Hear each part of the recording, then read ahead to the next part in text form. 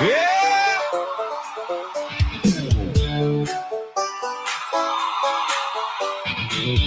Yeah.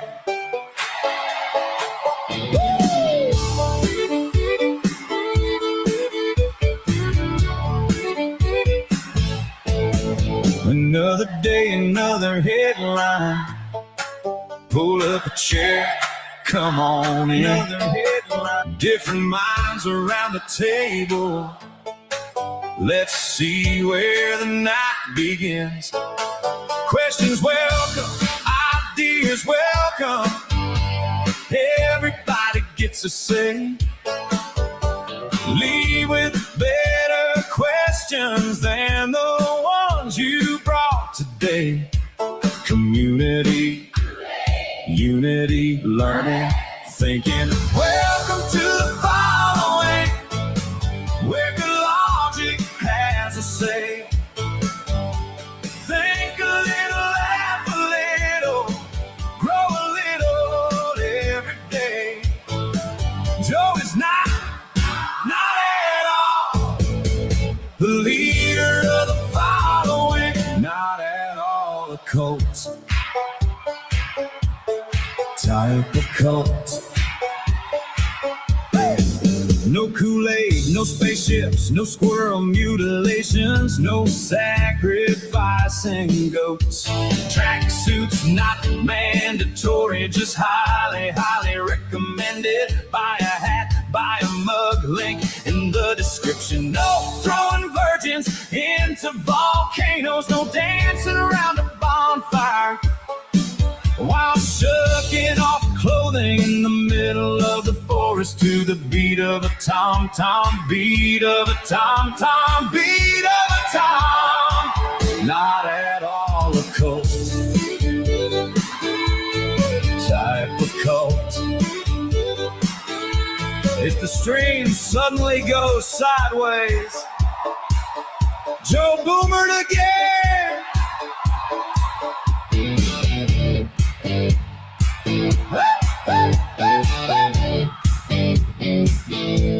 Community, learning, thinking, pull up a chair, stay a while.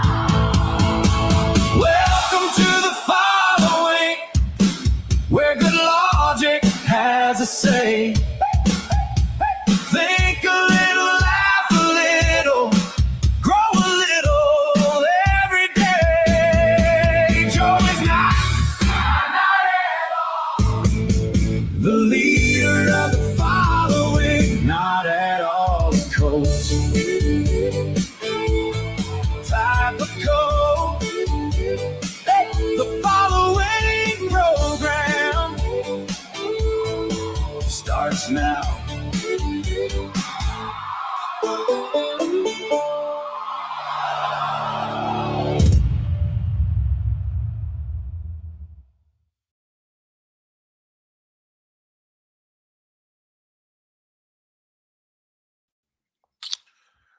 Good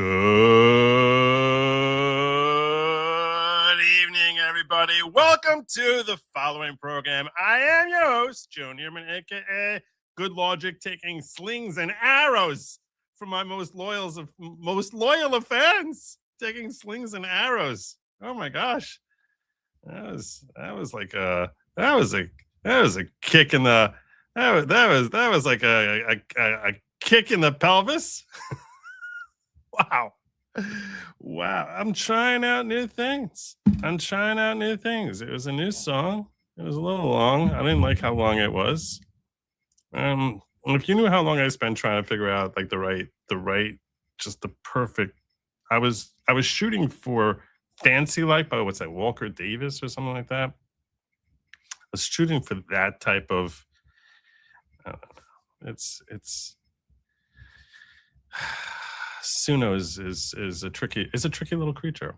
Anyway, tonight's show, Candace Owens unleashed a brand new video, which purports to be, I don't know where she got this from, but it seems like it's supposed to be the video that only Erica Kirk and Jack Posobiec and the folks in the gallery, Benny, got to see. Only those prestigious folks who were in the Utah courthouse, together with the judge, obviously, prosecutor, and Tyler Robinson, the zoomed-in footage of Tyler Robinson, which Jack Posobiec and others have said clear as day. You can tell it's Tyler Robinson.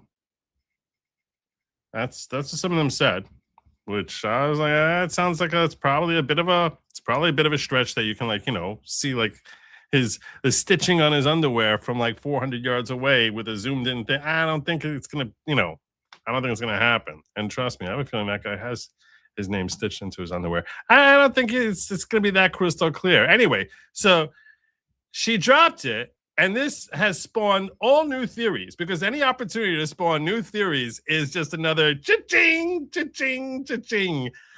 Theory after theory just blowing up by the really enlightened ones. And so we're going to look at the newest theories, And I want to review I'm also going to spend some time with you reviewing just theory after theory that just went poof. Fell apart by these people who are desperate to exonerate Tyler Robinson so they can show just how thoroughly enlightened they are. And I got no vested interest in convicting Tyler Robinson. I'm just tired of people who are like trying to like find any way possible to acquit him, because they assume that anything related to the government must be false. Whoever they would have picked, they would have said, this is false, because obviously this was an inside job by the people who are really enlightened. It's an inside job done by you know who. He was shot out of the air by one of them space lasers from those people, obviously, who had every incentive in the world to try and get rid of like their biggest fan. So yeah, so that's I definitely am going to be spending a great deal of time focusing on that. Also, New Jersey Governor Mikie Sherrill, my shrilling governor, who admitted a week ago that 6,600 people of my fellow voters in the election I voted in were illegally assigned registration due to a glitch that apparently was not such a glitch by the Motor Vehicle Commission, because the entity that creates the app is like, that can't possibly happen by accident. There's no such glitch. That's not possible. But anyhow, the federal government is saying, we want a list of these 6,600 people. We want to know who they are. We want names. Give us names. And Mikie Sherrill is standing up to them, saying, no, I'm not giving it to you. And this is leading to a clash, which I'm definitely going to be exploring together with you. All that and more. Plus tonight we have a goal. You know that our goal objective is always 15 super chats in quantities of $10 or greater. I should say 15 Rumble rants in quantities of $10 or greater. But yesterday, frankly, it wasn't. It was all YouTube. It was YouTube plus one on locals that got us over the finish line. And if we hit that goal tonight, the carrot that I'm waving out there, imagine I'm holding a carrot here, and don't take that in any sort of way. So imagine I'm waving a carrot, because that's the carrot. The carrot I'm waving is that in hour 3, I'm going to be having a call-in where you're going to be helping direct my manifesto, plus taking your thoughts on Candace Owens, these theories. I would love to hear from Candace defenders, if they're willing to come in here and help justify the noble journalistic integrity of Candace Owens and the phenomenal research that she's been providing to the public. I would love to. If you're of that opinion, I will welcome you in here into my show with open arms. Very excited to see you. But one of the things that she did bring to us is this new video, which we should watch together. In fact, we're going to watch a little extended clip here of Candace Owens, who's obviously very excited to have gotten her hands on this, as anyone would be, to be fair.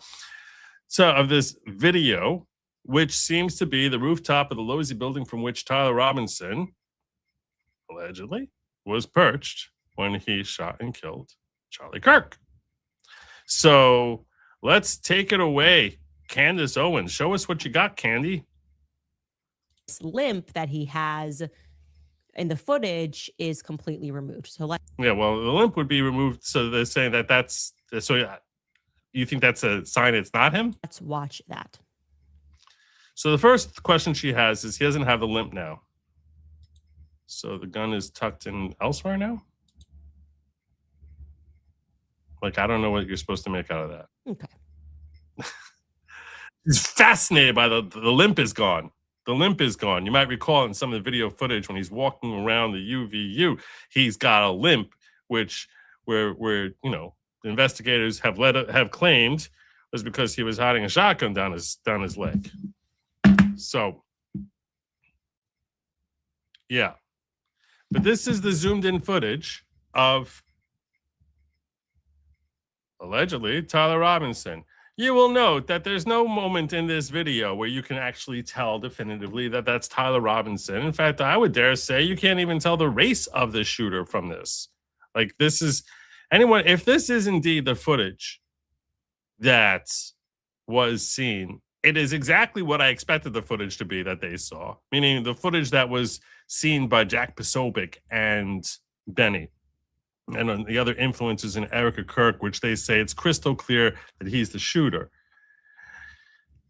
I mean, it's crystal clear that this is the shooter, but telling me that it's Tyler that is the shooter, no one can possibly say that from watching this video. Now, what happens next is exactly now in corroboration with other evidence. You can convince me that it's Tyler Robinson. I'm simply saying if the only thing we had was this video, no way in hell you would identify Tyler Robinson from that, obviously. As my source stipulated. She always has her sources. Her sources. We're gonna look at some of her sources later. How dirty some of her sources have done her. How dirty some of her sources have done her. Because she never wants to tell us her source. And I think it's for good reason. It's because her sources, all too often, suck. You do not think it's the same video shown to them. Okay. Then where'd she get this from? She claims from federal agents. You'll see. It's implicitly claimed. Our rooftop guy begins a tactical crawl. It's actually known in the military as a lateral crawl. Let's watch that. Let's watch that.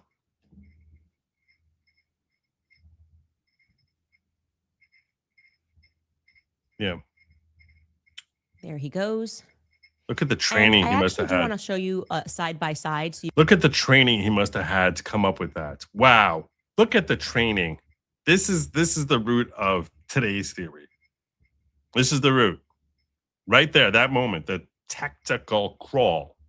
You can actually see a real military man do that alongside this person on the rooftop. Let's bring in that side-by-side clip. Here we go. Oh, look, he's even wearing military gear and everything like that. General also. action right there is known as a lateral crawl. Yeah, I can show you a video of my 9-month-old's grandson doing the exact same thing. I think I've done that same thing like 3 times this weekend while I was taking care of them. You just sort of like get on one knee and sort of scooch a little. This is the implicit question here is that's a sign that this individual on the roof is someone who is militarily trained. This is the theory. Oh my God, look at that. Classic military maneuver. Classic. No one who's trying to avoid the potential prying eyes of, I don't know, 5,000 people who are in the crowd there would ever have come up with on their own the tactical crawl.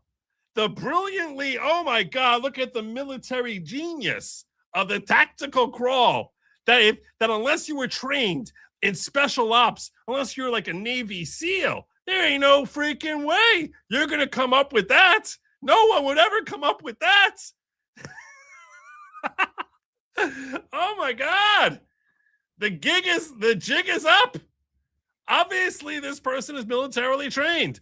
Me too. I never set foot in the military, but I have a natural kinship with military folk. A lot of you watching are probably military, or former military. You know why you're watching? Because we have a natural kinship, because it's in my blood that if I need to get somewhere and stay low, That's exactly what I would do, despite having zero military training.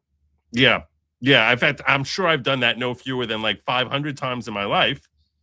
But that's because I happen to have a special bond with the military.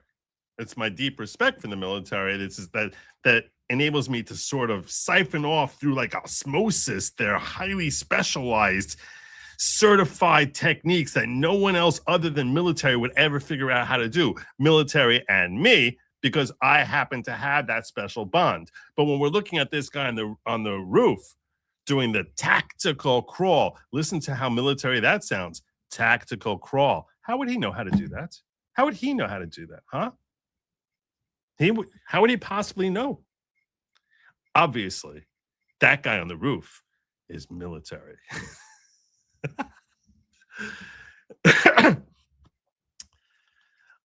Wow. We even see video of a guy doing the tactical crawl right there, which I'm sure they probably spent like 4 weeks trying to master the tactical crawl. Now, you may have noted, if you're just looking at your eyes, some sort of a flash that just took place. Oh, right. We're going to show you. I didn't. Did you notice the flash? That general action right there is known as a lateral crawl. Oh, okay. Now, you may have noted, if you're just looking at your eyes, some sort of a flash that just took place, right? We're going to show you that slow down and just kind of discuss this. Yeah, let's discuss that. We've gone back and forth here. What is He's obviously trying to signal to people who are 400 yards behind him. That's what the whole flash is about, obviously. The goal is, let's signal. I want to stay low so no one can see me, but I want to signal to people who are 400 yards behind me.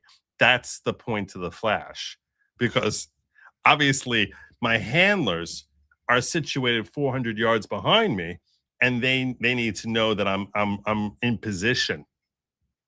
Otherwise, none of this is going to work. So let's break this down flat. She's on it. Candace is on it. Oh, you think we're stupid? You think we're not on to you? Clearly something's happening here. Make your little face here. Is he pulling something out? Is it like a signal mirror? Is it a... It's a signal mirror that's like looks bigger than him. flag? Was it already on, Losee? He had a secret mirror that was bigger than him that he just sort of pulled out there and flashed up to the people behind. So that way they know it's go. That we're a go. All systems are a go. Center. Is it actually something that's in the background that's just catching weird? Is it a car? And we're just thinking that we see this flash, but we're just going to show you that so that it's clear. Back and forth flash there while he's military crawling. Here we go. There, and we're running that back and forth there. There's that little... is that not bigger than him?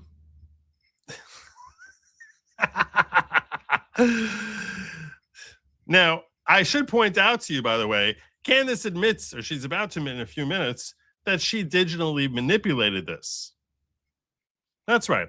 She digitally manipulated this video. So I don't know, maybe she added the flash. I have no idea what the hell. I sure as hell know that if she digitally manipulated it, there's no way in hell this would ever be authenticated in court, but it's great for ratings. Oh, is this good for ratings? This is gold for ratings. Just gold. If you remember that close-up video was only shown to them in the courtroom, that was not supposed to be the public. Be careful, Joe. I'm just showing what's on seriously all over X. This came out over X around 9 p.m. today. So I'm not doing anything, and there's nothing I can need to worry about here. If this is the same video, which Kimmy suspects it's not the same video, I think it probably is the same video. Thank you for the shekels, Erin saying. My sources report. Here's some shekels. I appreciate the love. You're awesome. Thank you, Erin. Okay. Okay. So you now have that. Next up, what you are going to see is that it's going to look as though, as he gets into position and completes this lateral crawl, that he thrusts something forward in a way that my brain told me it looked like he was unfolding a gun. Oh, that's what my brain. It was one of those trick guns he was using. It was one of those like one of those chain guns that she's speculating here, that he basically is taking a gun and just sort of like snapping it, sort of like, you know, they have those little whip things that like roll back up into a circle, into a little spiral thing, like those little snap things, and then you can just sort of snap it out, and then it just sort of comes out into a straight line. That's apparently the type of gun he was using that day, the shooter, whoever the shooter was. Told me, maybe it's because I had this guy and told me about a full AR. I don't know, but it's not definitive. I'm just that's me narrating. Oh, I'm happy is for it? people to disagree. Is it? I appreciate. See, look at the journalistic integrity that she's like. It's not definitive. It's just, you know, what I think. And debate what is seen, but let's just watch that portion here. Oh, look at that. Something forward, and we can watch that again. Something forward.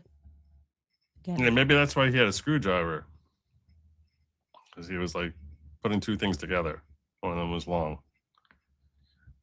So you tell me what's happening here. I have no idea what I'm seeing here. I see a guy laying on the ground on the roof of a on the roof of a building after crawling over there. I still have no idea what race the guy on the building is. I have no idea what that thing is that just popped out there. I can tell you, I don't know what I'm looking at here other than someone on a roof of what purports to be the Losee Building. It probably is. It probably is Tyler Robinson. I think this is, you know, that much is probably true. But more importantly than what we see here, a lot of similarities. Not going to see here. Oh, what we're not going to see. So remember, this is supposed to be a German 98. I do. She's the woke rights answer to Rachel Madcow. Whatever happened to Rachel Madcow? Mauser family heirloom gun, used during World War I and World War II. That'll effectively take your shoulder out when it's fired. Oh, right? Even the newer models, if you go watch people. Now, shooting. I can tell you that no one would ever accuse me of being a gun expert. No one would ever accuse me of being a gun expert. I would never purport to know anything about guns. I would imagine that at least 50% of the people watching this video know more about guns than I do. If Candace Owens is watching this right now, I'm fairly certain she's not in that 50%. Fairly certain. Just fairly certain. They're like, oh, my shoulder. And if you're looking through a scope, as he allegedly was, you might even expect a black eye. You obviously there's no black eye. Everyone who shoots the Mauser gets a black eye. It's weird that they would actually use it when you know you're going to give yourself a black eye. Yes, that is part of the tactic. Let's plant the seed before we actually get there. So this way, you know, you can come to the conclusion that I want you to come to. You will recall that the guy. I don't know. Those of you who shot, you tell me. I'll scan the audience. Those of you who shot a Mauser, did you get a black eye? Did you dislocate your shoulder? Seems like a pretty stupid weapon to have if it's like that lethal. If the recoil is that lethal. Wellesley, how you doing, brother? Candace is the black face of the Joker or the Riddler. No. So no, no, no, no, no, and no. Okay. That was my thought. My thought is that they don't really make guns. I'm sure, like, you know, maybe for like, there are a few guns out there, but not one you would take to war that's going to like potentially dislocate your shoulder every time you fire a shot. That's just my thought. Who recorded the footage specifically told us that he saw no recoil. That's pretty crucial. Is it? Is it? But is it? Well, you start with your theory, which everyone in my audience here is saying no. No. Everyone in my audience is saying no. Yeah, a cannon. A cannon would do that. A cannon would. Yeah. But apparently she thinks that this gun is a cannon. I was shooting a 30-06 at the age of 12. She's acting like it's an elephant gun. Obviously, we give him leprosy also. Do we see any leprosy? That's what people who, tell me. That's what people tell me. The guy get up and run.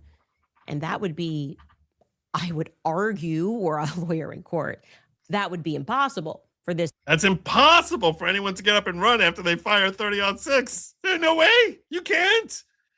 It actually has this, it has the recoil actually spits out like mace into your face also. It's a weird glitch about the gun. No one could really figure out why. And it's got like this whole paralyzing type of mist where you're like laying there on the ground. Everyone's like, why would they put that? Why would they put that in the 30-06? No, that's just what it does. That's just what it does. According to gun aficionado here, Candace Owens. Specific make and model of gun. Mm-hmm. So let's watch and see if see if he looks like a cripple. Let's see if he's paralyzed after he fires the gun. Let's see. I don't know. There's a mystery coming. Is he going to be paralyzed after he fires the gun? I don't know. Maybe he will be. Let's see if he gets paralyzed. Let's see if the shockwaves go all the way down to the center of his spine and leave his legs like sort of just like epileptic shock of his legs that are going to come from firing off his Mauser there. With our eyes can observe some sort of a kickback. And again, I have to apologize. This is not like Benny Johnson 4K footage, but it's at least clear enough here on your screen that you would be able to discern a strong kickback on. Yeah. If he was jolted backward 9 yards, that she's claiming would happen. You would tell. You'd be able to tell. If the gun just sort of made him fly backwards across the gravel, you would know. You would totally know. It's not 4K. It's not Benny 4K, but you would know if that happened. A gun from somebody who's just laying down, taking a shot. So I'm going to let this run. It's about 50 seconds. And you just let me know if at any point you see that before he gets up and breaks. So she presents some sort of ridiculous theory about what should happen, not rooted in actually having fired a similar type of weapon or talking to anyone competent who has, tells you what should happen, and then says, if this doesn't happen, we know what's going on here. Into a sprint. Take a look. There you go. That's that unfolding again.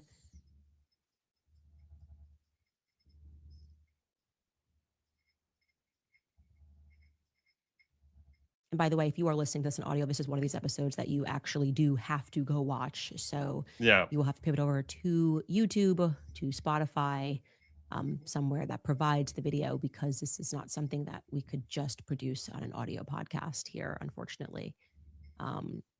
But this is going to run. We did have to obviously zoom in and push out those. It's weird that Alex Murdaugh didn't use the "I'm not a cripple" defense as a result of firing that gun defense. It's weird. It's really weird. He's allegedly fired off that gun and somehow made it the 300 yards back to his house. Fed timestamps. Oh, okay. So this is the key thing that she says that I wanted to point out to you, that she admits that she got this from someone she believes to be a federal agent, because what she's saying here is that she manipulated this to remove the Fed timestamps. Why? Why would you do that? Why would you do that, Candace? Why didn't you give us what you got? We're supposed to trust you? What are you hiding here? YouTube, to Spotify, somewhere that provides the video, because this is not something that we could just produce on an audio podcast here, unfortunately. But this is going to run. We did have to obviously zoom in and push out those Fed timestamps, but see here, I have 10 more seconds here. Okay, he is up. Anybody see a recoil? I didn't see one, but let's actually. What does this do to the whole Rode microphone is what killed him theory? What is that we actually have a guy on the roof there seemingly taking out a gun, What does it do to that theory? That he was killed by a microphone, by a remote control, or by the guy under the arm, shooting like that. The guy with the gun like that. What happened to that theory? Why would you bother putting a guy on the roof there, looking like he's taking a shot? That's next level. That's next level Fed slop. What happened to the whole microphone theory? Why put a guy on the roof at all? What's happening here? We put that footage all together uninterrupted. Here we go for you guys to watch.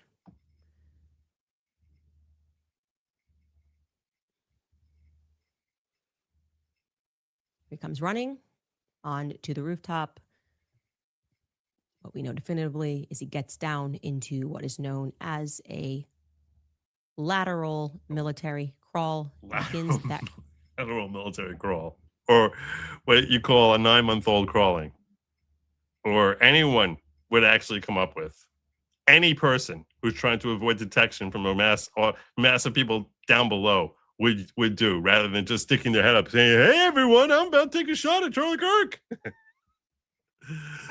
The lateral crawl. Ooh.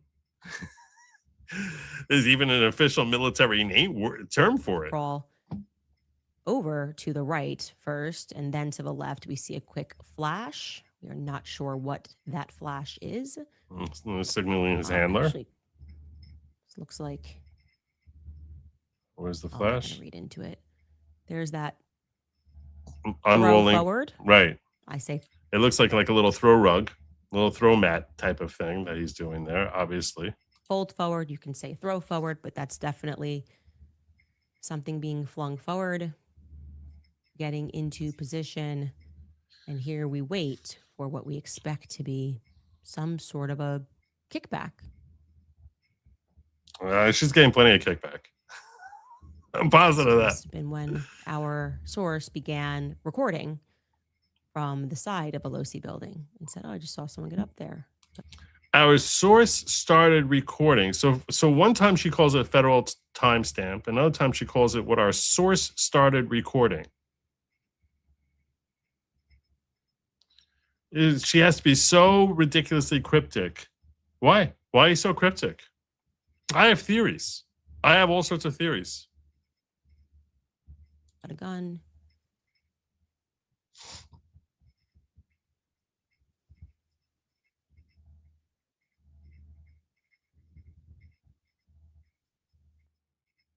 And he's up. And he's gone.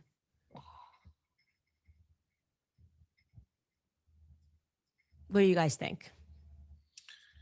So my theory is that Candace Owens killed Charlie Kirk. That's my theory. Hey, stick with me for a moment here, okay? My theory is that Candace Owens, that we're actually seeing there is Candace herself. This is why she has exclusive access to videos. Won't tell us what that source is. She basically clearly was on the outs with him and recognized that there was a unique opportunity that if she kills him, that she would be able to be making one deranged video after another and build her own fame, take down her enemy's institution of TPUSA, and who knows where she was that day? No one knows where she was that day.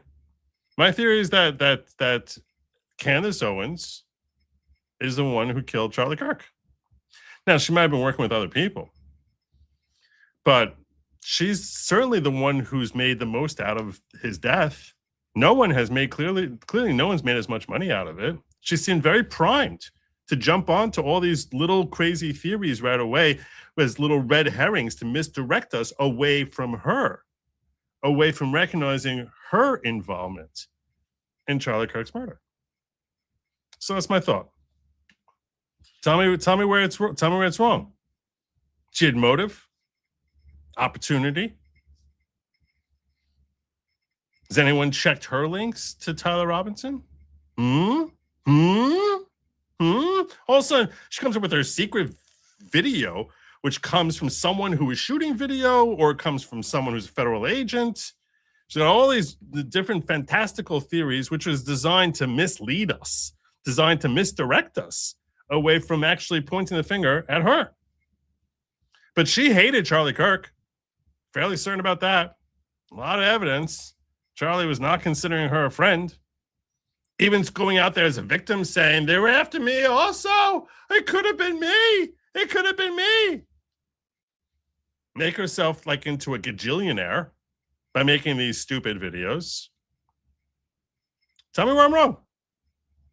Tell me where I'm wrong. I'm just saying, I have questions. Who else stood to gain from Charlie's death quite as much as Candace Owens? I can't come up with anyone. Can you? Who else stood to gain from it? Maybe that's why she's calling Tyler Robinson a patsy. Like, she knows. She knows stuff about Tyler. Maybe she knows. This is all starting to come together here. It's all starting to come together. There's no one who's gotten nearly as wealthy. No one who has been so eager to jump on this, different wild theories. And she's made herself hundreds of millions of dollars, literally hundreds of millions of dollars. She was not a big time podcaster. She was much bigger than I am, in September of last year. But she, whatever size she was then, she's like 5 times that size now. Every video of hers is making tens of thousands, if not hundreds of thousands of dollars. Millions of views. Her fame and influence has gone through the roof. And frankly, I don't think she really cares very much about America or the division that she's helping to create amongst MAGA. She seemed like she's been in plan for a long time. So that's my working theory right now. Try and tell me where I'm wrong. I bet you can't. Thank you, Michelle Cav. Appreciate you. God bless you. 800 joules. In the 1960s, let's give you the whole. Joe, in the 1960s, I got all the military and international training came from watching Johnny Quest. Nice. And his adopted half-brother from India taught me everything I needed to know about international affairs. Special forces at 7 years old. Did they teach you the tactical lateral crawl? Did they teach you that? Because clearly, you had to spend some serious time in the military. This is something that only like Navy SEALs can master. Why are these herrings red? I have questions. These are all questions. These are all great, great questions. So we're going to look at a couple of other theories and where they went. Part of the reason I started late tonight is because I was thinking about doing this breakdown of her different theories before this. And then I was thinking about that over the weekend, a breakdown of her stupid theories. Because too many of my audience seem to actually give credence to the nonsense that she spews. So I sort of wanted to look at a few of her theories, break them down for you. In case you're not an avid Candace viewer, you need to appreciate all the different magnificent, different thoughts that she brought to the conversation in the hunt for Charlie Kirk's killer, that she alone is determined to get to the bottom of. No one else does. The rest of what we're getting is Fed slop. I learned that term recently. It's all Fed slop. If you know the term Fed slop and you use the term Fed slop as a lot, that means you're very enlightened. This is true, obviously. Just use the word Fed slop more. If people are saying, oh, that guy, that gal, she doesn't know anything. You're like, hey, I don't fall for Fed slop. And then people will recognize that you're truly an enlightened individual. The respect that you are due will be rushing toward you henceforth. Just use the term Fed slop a lot. because that means you know things. It means you're not asleep. You're completely woke. You're completely awoken. I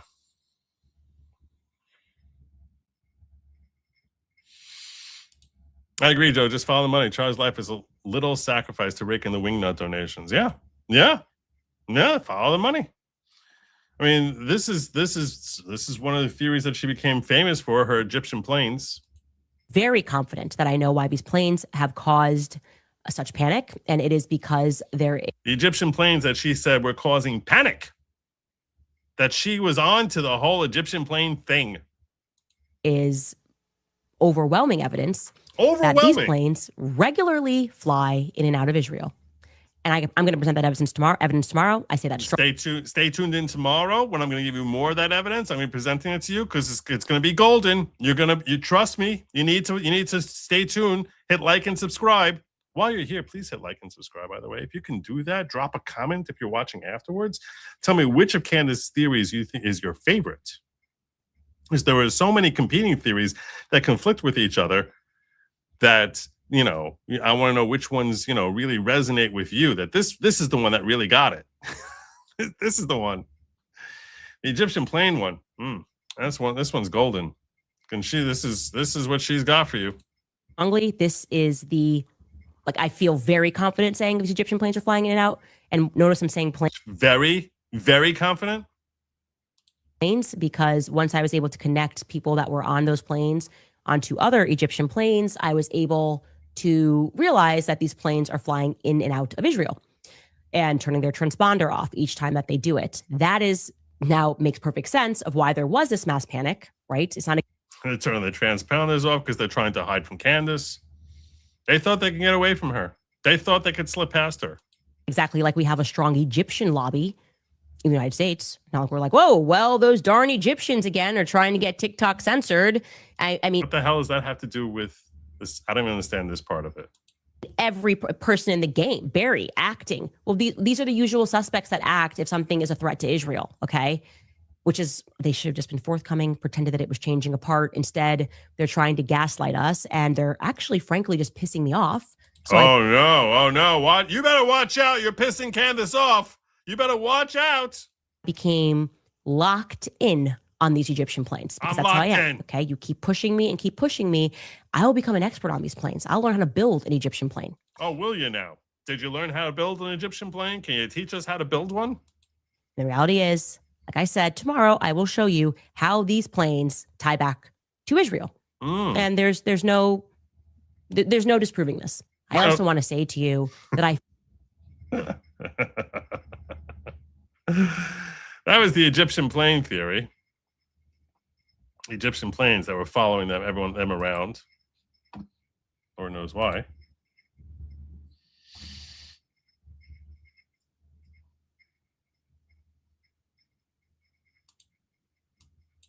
Here's a little more from her. Well, like I said, someone emailed us and we took our time vetting this tip. We vetted it across multiple government agencies and to really the highest levels of government. So this is legit. I've printed it out and I'm going to read around some parts, removing some parts. So I can't share with you. You're not special enough. Tune in tomorrow where I'll give you more. To provide this individual, who, by the way, I have no idea who this is, but to give him and her even some more coverage. They're taking a tremendous... I have no idea who they are, but I need to give them more coverage. ...this risk, so I'm just going to read this to you guys. Candace, I'm aware that you suspect the government and other entities are involved in the events leading up to and on September 10th. You might have been wondering why SUBTT made so many visits to Wilmington, Delaware, out of all places, and I can personally answer that. The information I am giving you will implicate the FBI and various other government agencies all at the same time. I am entirely confident in stating that the plane and those vehicles are connected to 920 North King Street, which is... They're connected to 920 North King Street. ...at a place that is marketed also as 1 Rodney Square. And 1 Rodney Square also. They're both of them. This is craziness. Here's where it gets big. In June of 1997... Hold on to your hats. Hold on to your hats. this is where it gets even bigger. In June 1997, this is gonna be a 9/11 tie for sure. The Department of Justice's own directory lists, quote, Wilmington Residence Office, 1 Rodney Square, Suite 404, 920 King Street, Wilmington, Delaware, 19801. That is your line to know that it is a federal resident office. It's a federal resident office. 920 North King Street. And at the same address, the United States Secret Service, 920 North King Street, Wilmington, Delaware, 19801. It's the building that Snowden leaked. Find one that makes it look brown and then compare it to 920 North King Street in Wilmington. It looks exactly like a mini version of the thing. Back to 920 North King Street. 920 North King Street. That 920 North King Street is also the FBI. Federal SUVs. It's also the FBI. This whole thing stinks like an inside job. Move from that airport to 920 North King Street. 920 North King Street has been a federal residence office since at least 1997, and today it houses the DEA, the FBI, and the United States Secret Service, all at the same address. Wilmington is undeniably a terminal point, and the only logical reason points to 920 North King Street. I read this, checked it, verified it.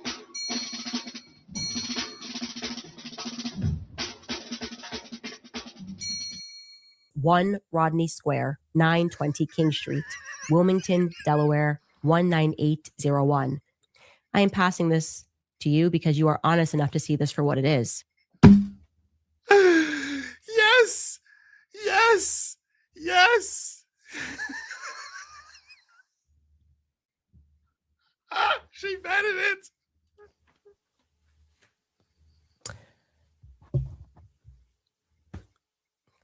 So, in case you missed what happened here, Candace Owens appears to have been pranked on air by a tip in yesterday's episode. This isn't yesterday. This was back in November. But Candace read out an email from someone claiming to have inside knowledge about why her Egyptian plane landed in Delaware. The tip said all directions pointed to the address 1 Rodney Square, 920 North King Street in Wilmington, Delaware, which just so happens to be the address of Candace Owens' lawyer.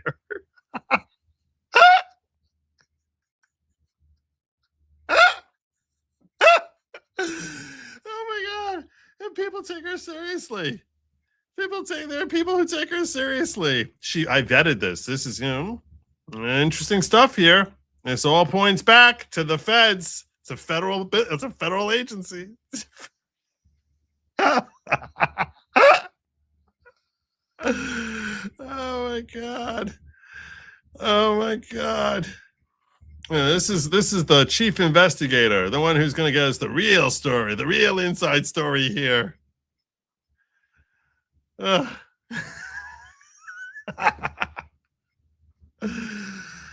my God. Yeah.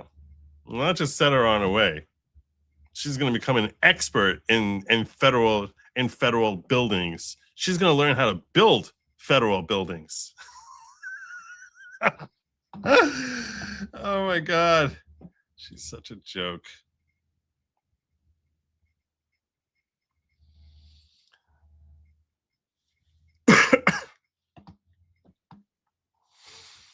Oh. I agree. Oh, sorry, I got this one already. Good evening, Joe. Sorry if I missed your answers to this, but are you covering the Fauci Senate hearing tomorrow? I'd love to hear your take on it live. I have not addressed this yet. The Fauci Senate hearing. I put a poll up if you guys really want me to watch that. I don't know if I could sit there. What times it start? Yeesh, it's already 12 o'clock. I don't know if I can sit through all of that. Let's put a poll up. Start a poll. He's going to plead the fifth the whole time.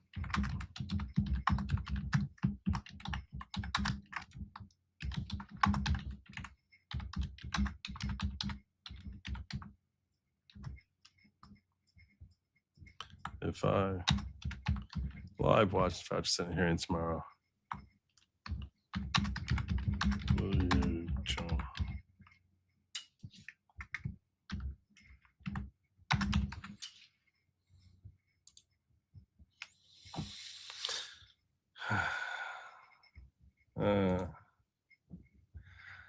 God. Don't worry, I've got more on Candace. Joe, sorry, but giving anytime Candace, like giving praise to Satan about how stupid he could be at times and how funny he could be. No one should give this woman any time at all. Well, I know some of my viewers, shockingly, have been suckered in by her. So I want people to, I think it's important to expose her. I think it's important to expose just how insane and stupid her theories are. And for all I know, she killed Charlie Kirk. So, as a child, my neighbor's pig farmers fed their pigs expired candy. I call her theory candy slop because only pigs love it. It's a couple of all the laughing discos. Everyone's having a lot of fun here. Kind of having a lot of fun with the little flying emojis. Too bad you didn't say this for Wednesday night when Sin's on. Yeah, he would have loved this. He would have absolutely. He would. It's good I didn't, because he would have been laughing like the entire. He wouldn't have heard anything. So more on the Egyptian planes, just so you can understand how terribly that this blew up in her face.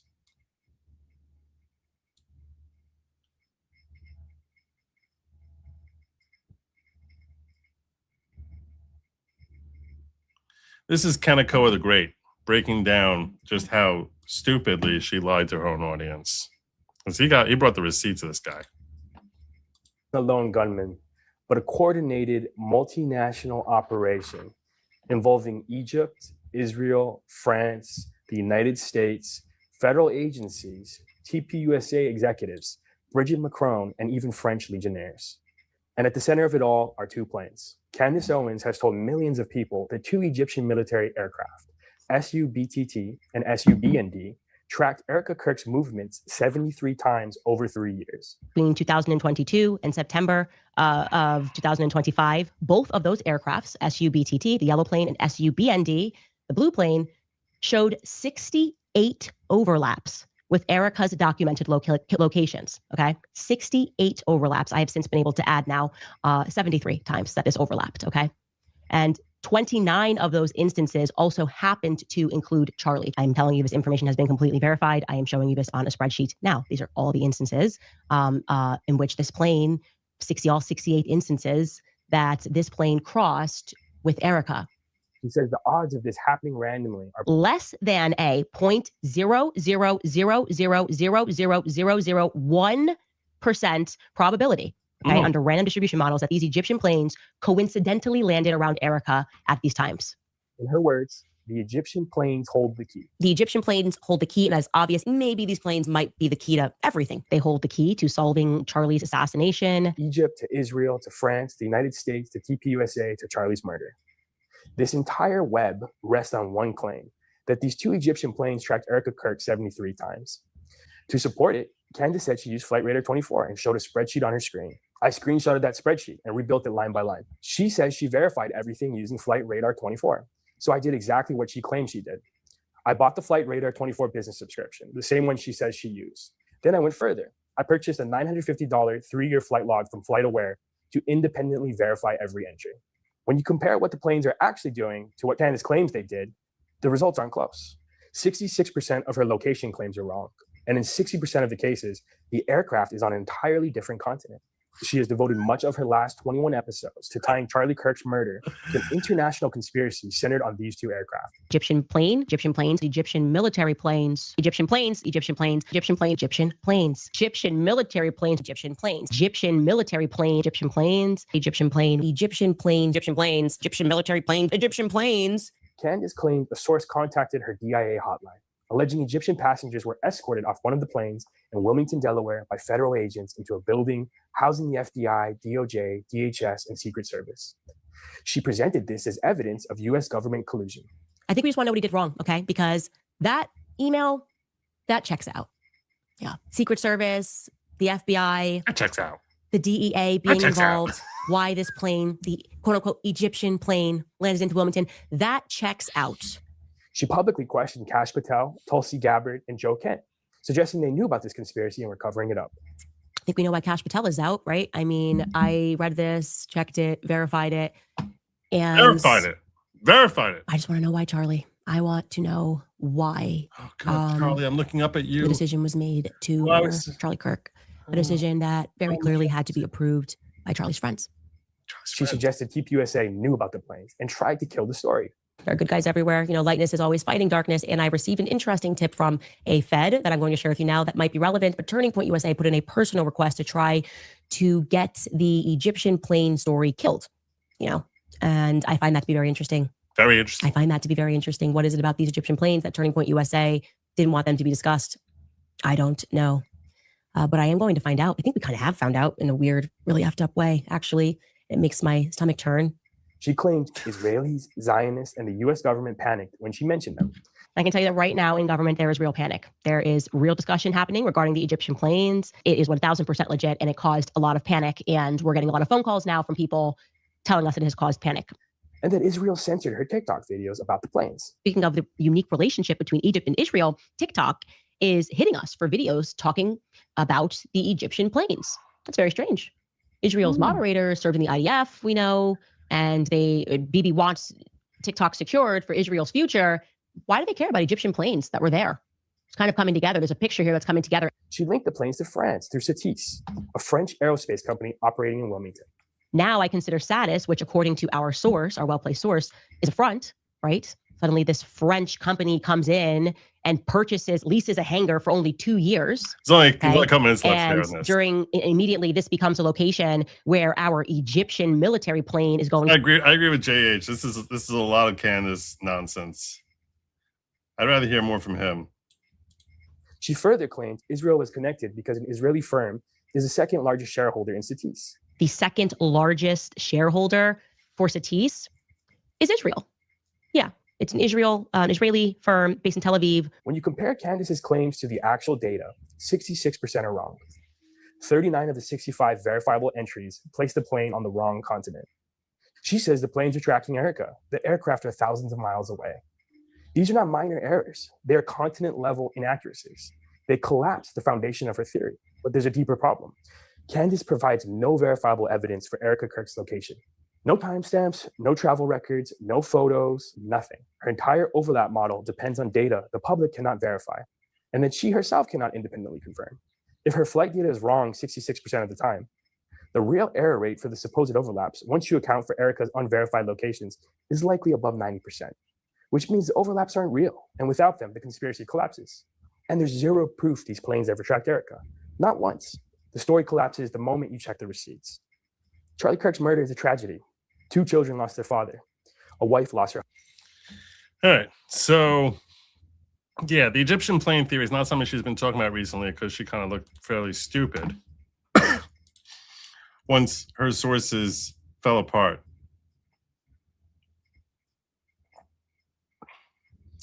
Here's another thing that she's got. She's all about Charlie's burial sites. This is another thing of hers. What about his burial? How come we haven't seen anything? His burial. About his burial. And the reason that's like a big hush-hush secret is because he is buried in a Catholic cemetery. Repeatedly questioned why we weren't being told where Charlie Kirk is buried, or even if he has been buried yet. Did you get those answers? You have the wrong commentator who questioned that. You've never asked where Charlie's buried? Nope. Did you bury him? Do you think that they cremated Charlie? I ask myself that question. But you'll actually notice apparently any questions surrounding the burial elicits this sort of a strong emotion. Disturbing part that people are trying to guess where Charlie is. Why is that Can disturbing? I have one thing? Can I have one thing? Can my children have one thing? Seems a little weird to me. A little sus, a little over the top.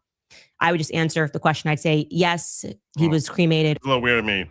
Or no, he was not cremated. You've never asked where Charlie's buried? Nope. He is buried in a Catholic cemetery. Did you bury him? Can we get a yes or no? So to be fair, those other two were after she denied it. So, what else do we have here? Is it covered?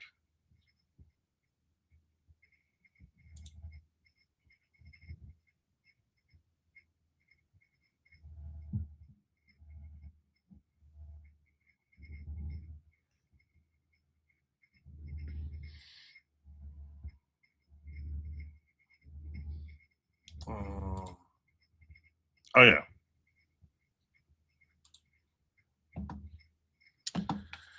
Then she had her theories that she was espousing to Sean Ryan. Shouldn't forget those. Trying So to what do work what do you out.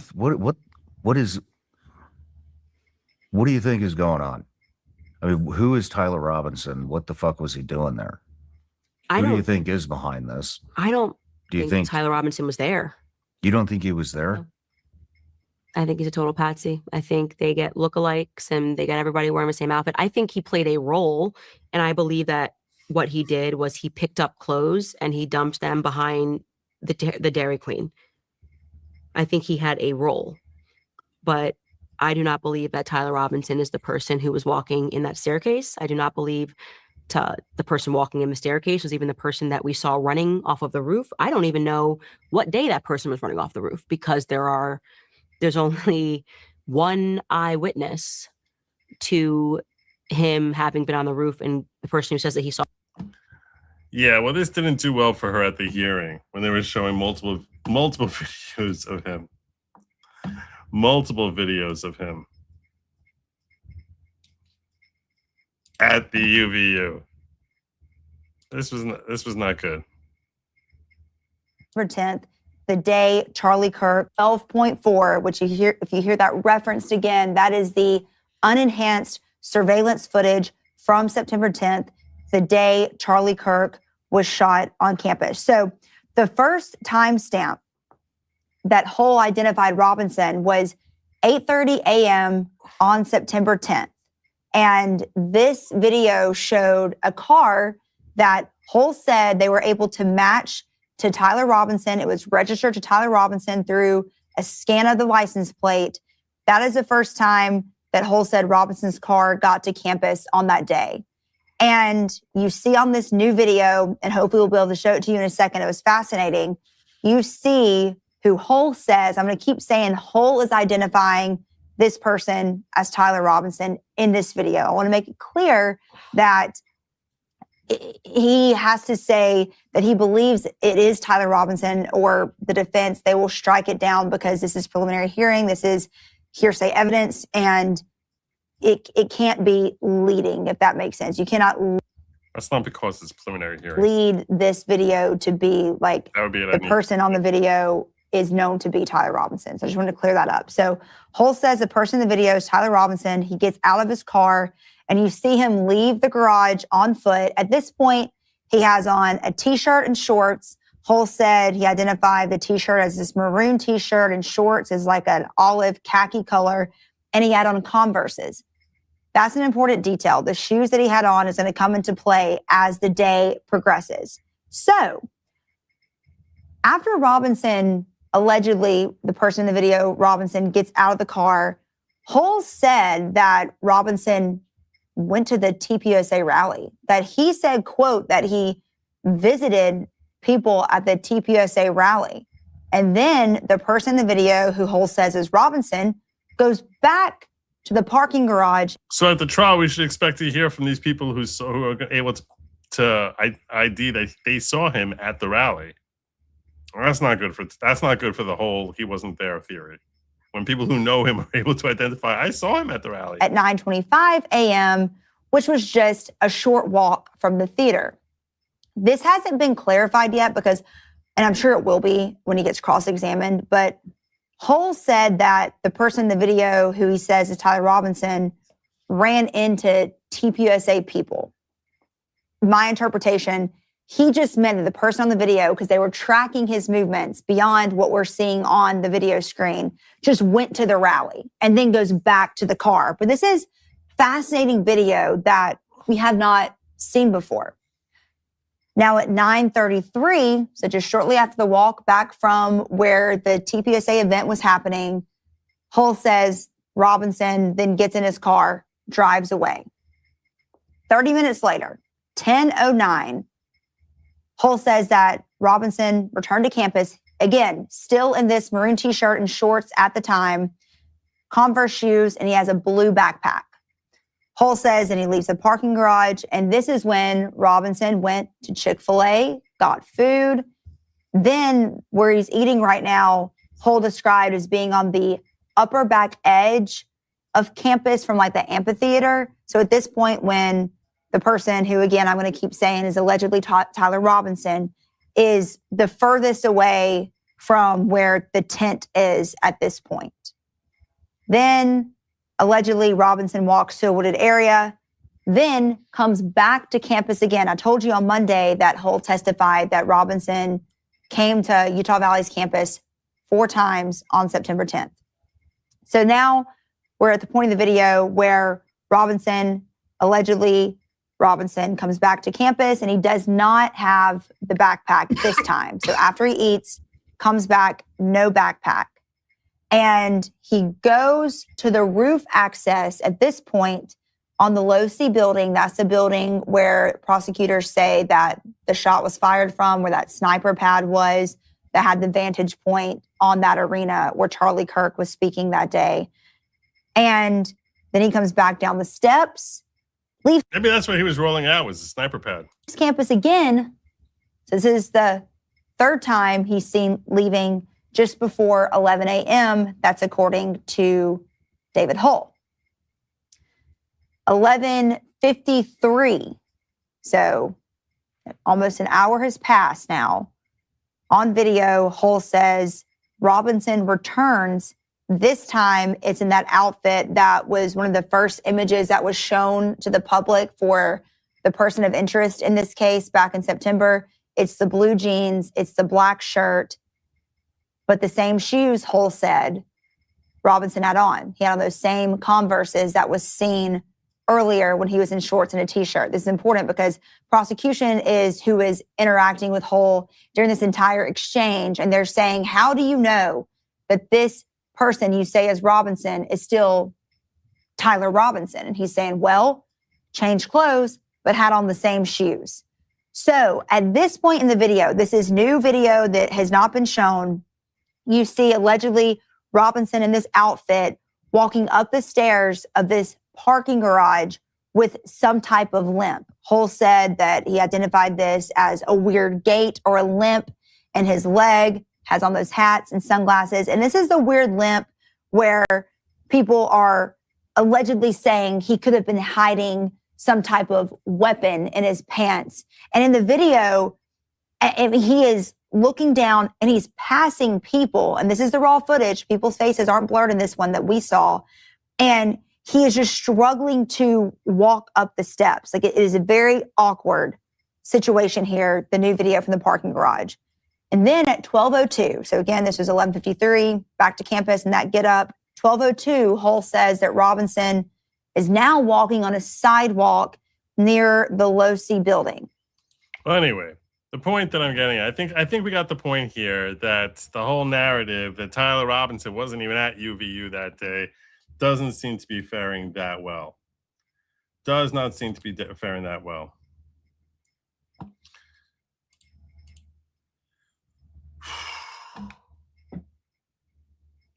So the upshot of today is new video footage that seems to be of the Losee Building that we have no idea what the source is because Candace refuses to tell us the source. Sometimes she says she implies it's from a federal agent. Another time she said that it's someone who decided to just start filming video, that she got her hands on this. And that doesn't seem to make sense considering the fact that the video starts before anyone's even showing up on the roof.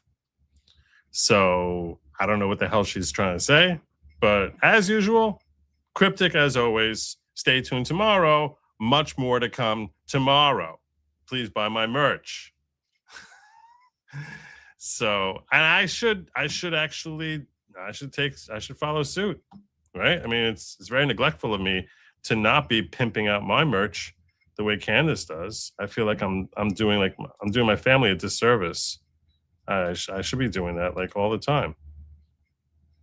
So while you're here, you can check out my merch. That's right. Make sure that you check out my merch if you want to actually be a whole and complete individual, man or woman, because I have a power for both of you. Everyone uses mugs or these little Stanley cups, which are selling like hotcakes. Remember the following. Remember the following Tumblr? That's the one that's selling hotcakes. I will say this. I'm not sure if JH is still here. Yesterday he was talking about the sizing.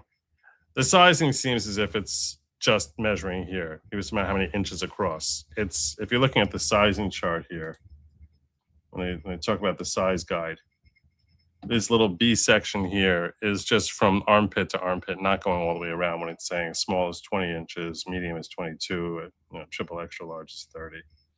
That's just measuring from armpit to armpit, not going around the back. So in case you were confused about the sizing. But make sure you check it out, because supplies are limited, I'm told. I'm not sure to what or why that would be. Why would that be? Why would supplies be limited? Jenny LJ popping on in here, dropping 1,600 jewels and saying, spill the tea. And she's a member for 36 months. Oh, okay. Happy birthday. This is 3 years, Jenny L. You and me, kid. 3 years. You remember me 3 years ago? My beard was so much less gray. I think of where we were 3 years ago. Smack dab in the middle of the Biden administration. Good golly. Well, thank you for sticking with me for so long. You're awesome. Dropping Sundays and gold coins. Oh, that wasn't her dropping gold coin. That was Jason. But yeah. So anyway, happy birthday. Happy birthday to you. Happy birthday to you. 36 months. You got like 4 kids. Although that would be really pushing it. I'd be pushing it really, really aggressively. Very, very aggressively. So that's what I got for you on Candace Owens. That's all we got. Only so much I can do in talking about her. There's only so much.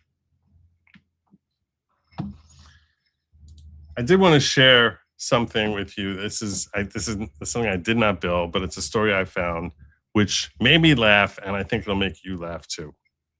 So I figure, because I like you and I like sharing things that will just brighten your day, this one's going to brighten your day.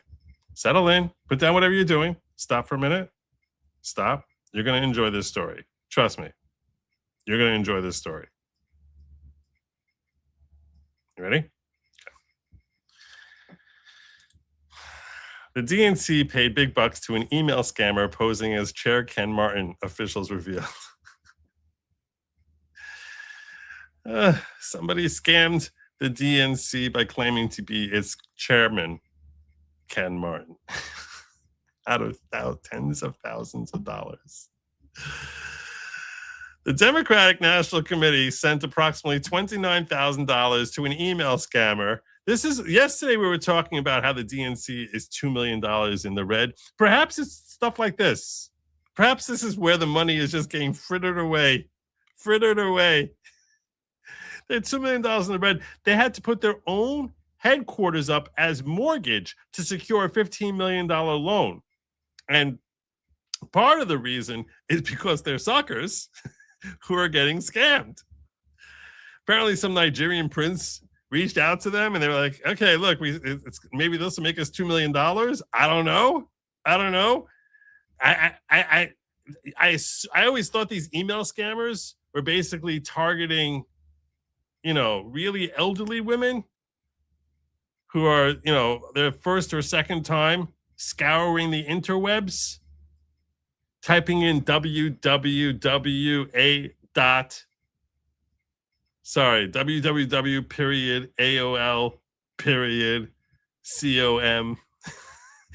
Those are the people who I always figured are the only ones who would be getting scammed by an email scam in 2026. That's what I assumed.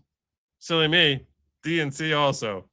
It's basically little old ladies and the folks at the Democratic National Committee.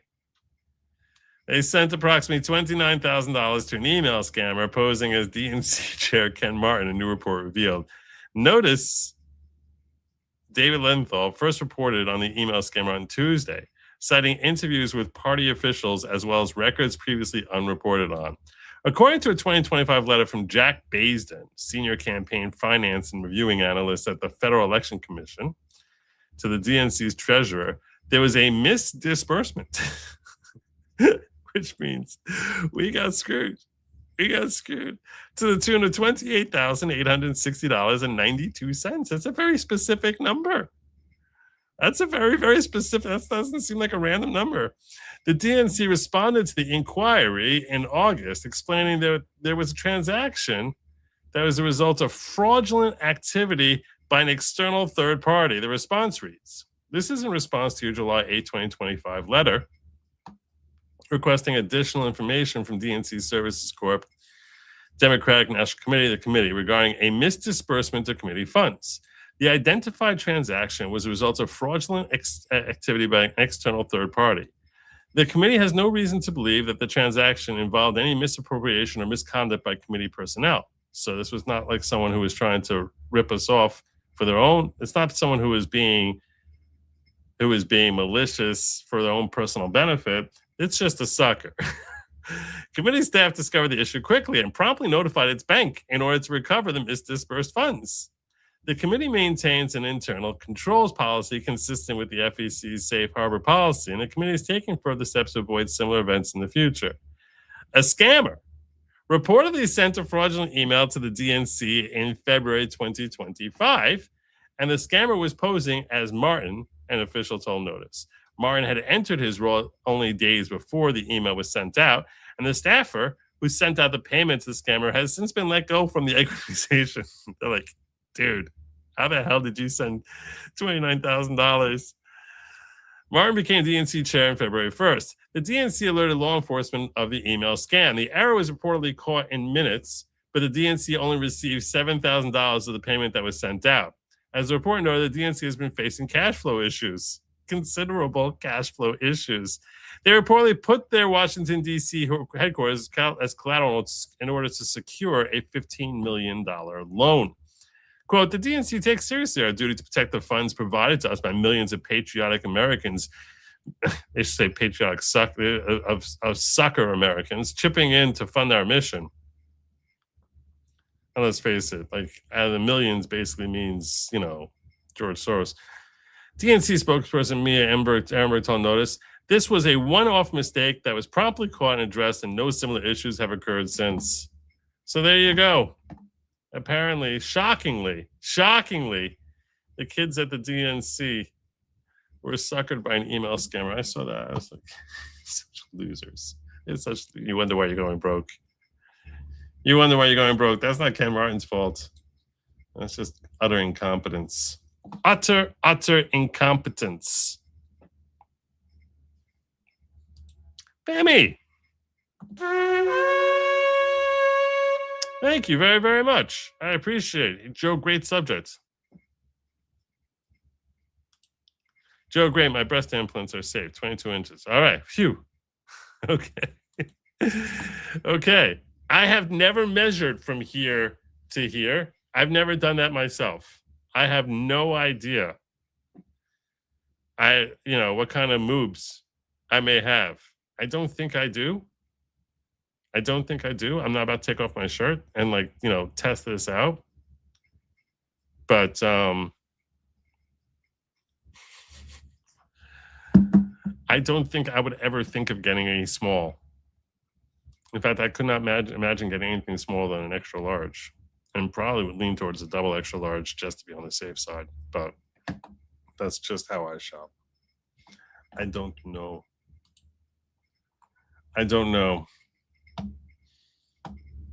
I have more good news for you, but first let's talk about Mikie Sherrill, and then I'll give you some more good news, because I like cheering you all up.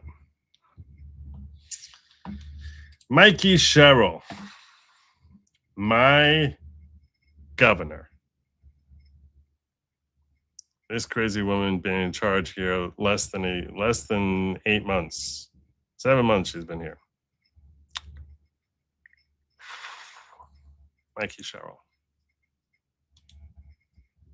Breaking. In a suspicious development, you might recall last week. Let's start this over. In And a completely unrelated story. Last week, New Jersey Governor Mikie Sherrill came out and announced that New Jersey Motor Vehicle Commission had accidentally, due to a reported glitch, had registered 6,600 folks to vote in our elections as part of a glitch, despite the fact that they had checked off that they were not American citizens. So we have all these folks who are not American citizens, likely many of whom are illegal aliens. 6,600 of them went into the MVC and, to their credit, checked off a box saying not a citizen, and still were registered to vote, out of which 400 of them actually voted. So she came out and admitted that last week, right after Trump came out and said that he's going to be going after these folks who that he's looking to check on his election integrity, and saying how there's all sorts of different people who are voting on our elections, got no freaking business voting in our elections. And the next day she came out and said, we got 6,600 people registered here that we don't know how they got there. It was a glitch. Prior administration, not me at all. No backseas, don't blame me. And so now the federal government wants the list of the 600 people. Tell us who they are. And my Governor Mikie Sherrill says no dice. She just announced that she will block the release of 6,000 plus non-citizens of the Trump administration who were illegally registered to vote in her state. And she just referred to the non-citizens as citizens of New Jersey. These are not citizens of New Jersey.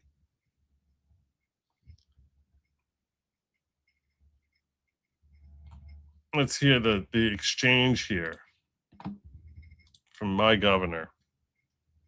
The Trump administration is seeking, I believe by today, the list of non-citizens who are registered to vote, and the approximately 400 that did vote. To what extent will your administration comply with the Trump administration's request in that regard? As I have said, I am not in the habit of turning over private identifying information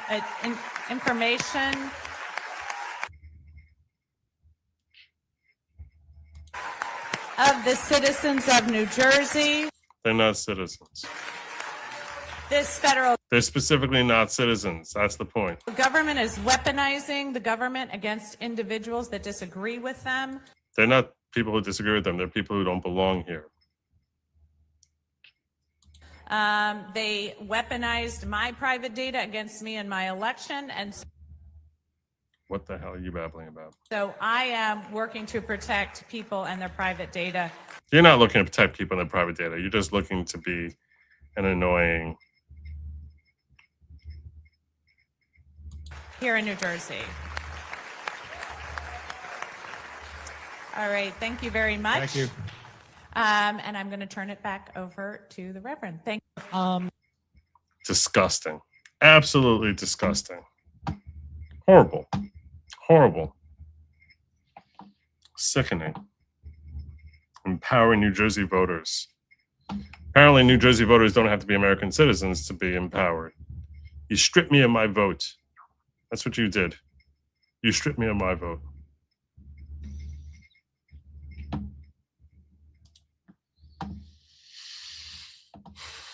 Well, folks like Harmeet Dillon are not taking that line down.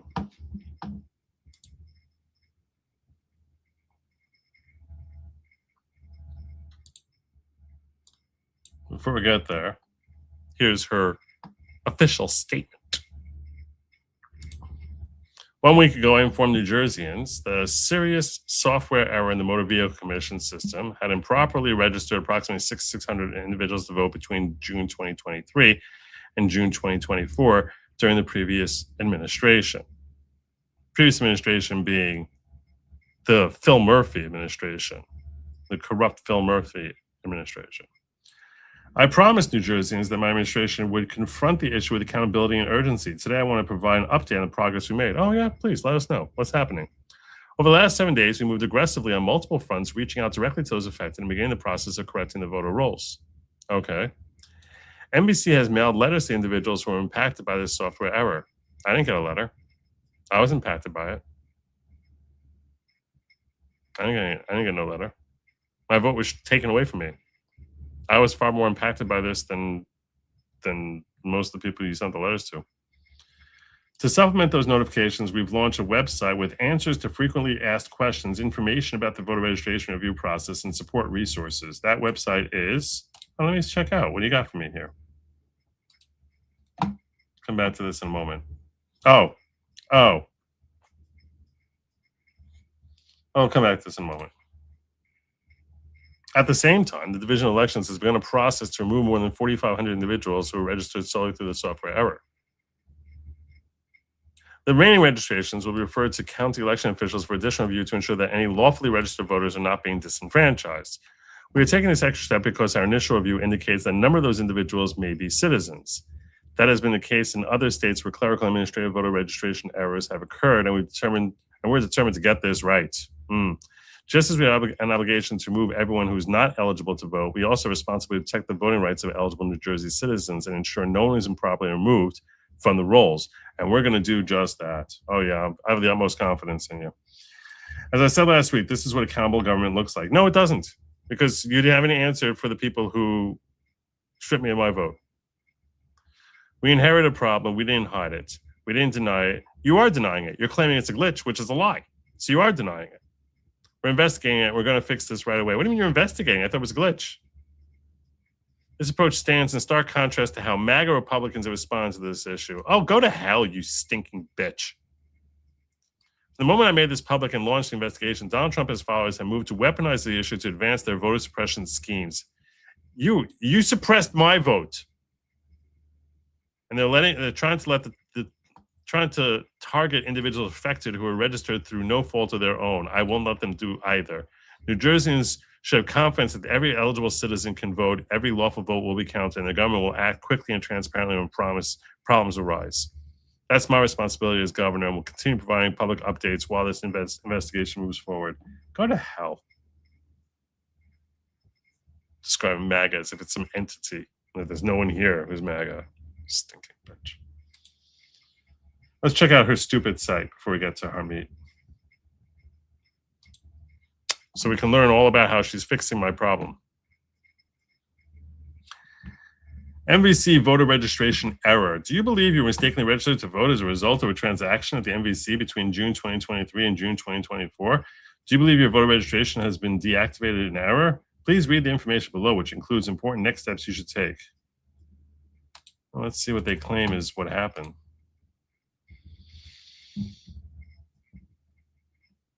A recently discovered error in the vendor software revealed that approximately 600 people. So she's saying it's an error in the vendor software. All right, let's take a look at that before we read any further, so we can appreciate just how much she's lying here.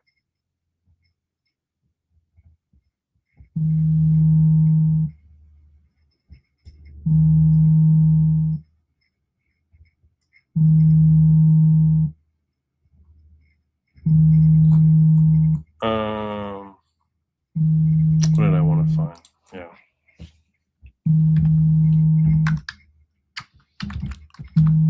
I didn't set it aside here.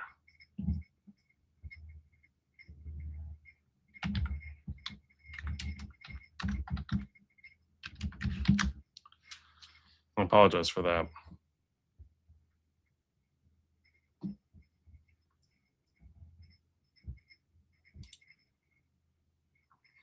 First thing I come up with. Holy crap. The identity services provider New Jersey uses at the DMV, it's actually the MVC, is firing back at Governor Sherrill, saying the New Jersey Division of Elections were the ones who registered 6,600 foreign voters. This is not a software error. This is a scandal. IDEMIA's role is to transmit information through the motor vehicle system. The voter registration information is transmitted to the New Jersey Department of State Division of Elections, which is ultimately responsible for verifying eligibility to vote. Information submitted by IDEMIA must still be validated and adjudicated by the New Jersey Division of Elections. So you're calling it a glitch? So the Division of Elections manually approved over 6,000 foreigners to vote. They were not automatically registered by the software provider as Governor Sherrill claimed and continues to claim.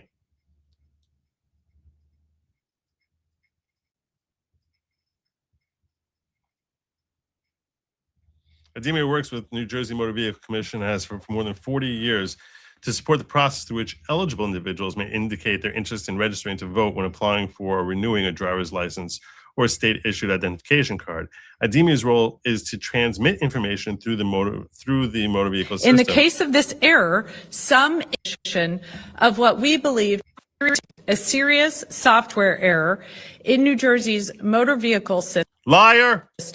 Led to the improper voter registration of what we believe to be roughly 6,600 people in our state.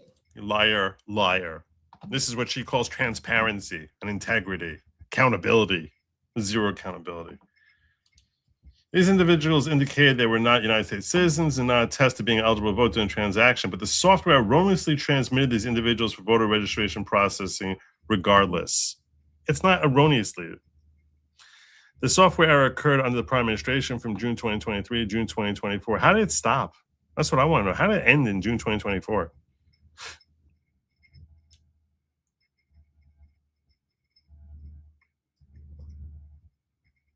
I received a letter from NBC saying the NBC software affected me. What should I do? I'm wondering why I didn't get a letter apologizing to me for having my vote mitigated by someone who's not eligible to vote in our elections. Where's my letter?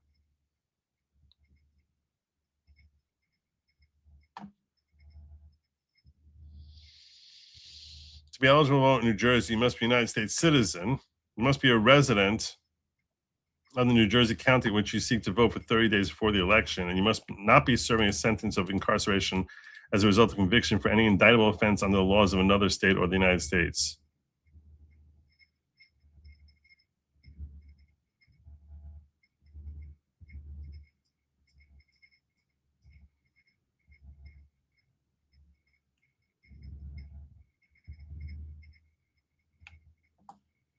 Should I check if I'm registered to vote? I don't want to dox myself. So I'm going to click this out. You can check if you register to vote here. I'm not going to dox myself. So let me check. Yikes. That wasn't what I wanted to do. Let's see. Are you going to put my address on here? Let's see what they give us.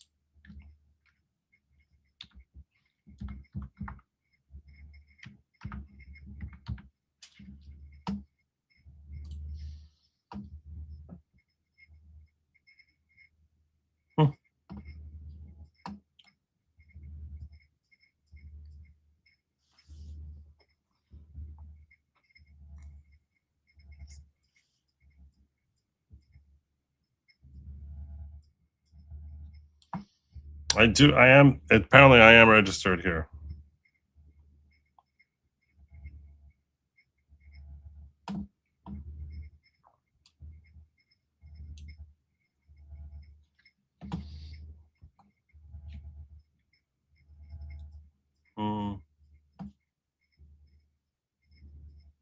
It does give a little bit too much information for me to share with the internet. So we'll stop that right there. Although I guess anyone, now that I think about it, anyone could find it. So there you go. There you go. I'm registered voter ID.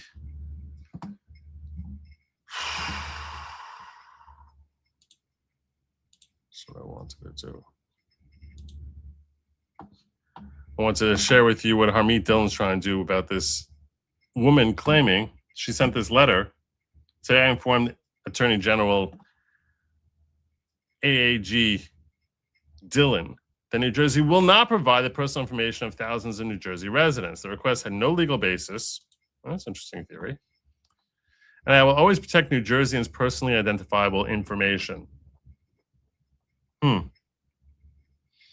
Where she writes, Dear Assistant Attorney General Dillon, I write a request in response to your letter dated July 21, 2026. Earlier that day, I announced that a serious system error in our New Jersey Motor Vehicle Commission between June 2023 and June 2024 led to an improper voter registration of thousands of individuals through no fault of their own. New Jersey's Division of Elections is working tirelessly to coordinate with county election officials to rectify this error. With no legal basis, you request that I provide extensive personal information about thousands of New Jersey residents. Providing this information in response to your request is limited by federal laws, including Privacy Act of 5 U.S.C. 52022 AAE and the Driver's Privacy Protection Act 18 U.S.C. 2721. She cites other alleged privacy restrictions. Here and always, I remain committed to protecting New Jerseyans' personally identifying information. We responded to your filing the litigation in United States versus Caldwell. We will continue to ensure that New Jersey's elections remain free, fair, and secure. You've been doing a crap job so far.